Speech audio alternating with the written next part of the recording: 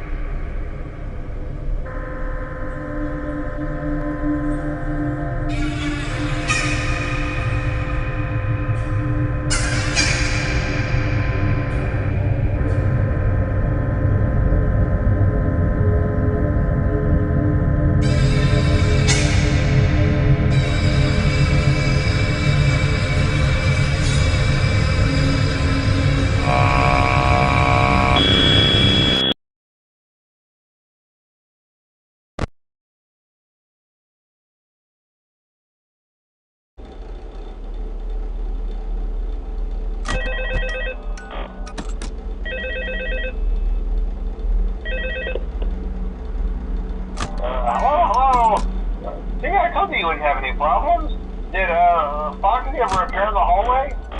Probably not. I was just curious. Like I said, he was always my favorite. They tried to remake Foxy, you know? They thought the first one was too scary, so they redesigned him to be more kid-friendly and put him in Kids Cove to keep the toddlers entertained, you know. But kids these days just can't keep their hands to themselves. The staff literally had to put Foxy back together at the end of every shift. Eventually, they just stopped trying and left him as some kind of take-apart, put-back-together attraction. Now he's just a mess of parts. I think the employees refer to him as just the mangle. Oh, hey, before I go, I wanted to ease your mind about any rumors you might have heard lately. You know how these local stories come and go and seldom mean anything. I can personally assure you that whatever is going on out there, however tragic it may be, has nothing to do with our establishment. It's just all rumor and speculation, people trying to make a buck, you know. Our guard during the day has reported nothing unusual, and he's on watch from opening till close. Okay, well anyway, hang in there and I'll talk with you tomorrow.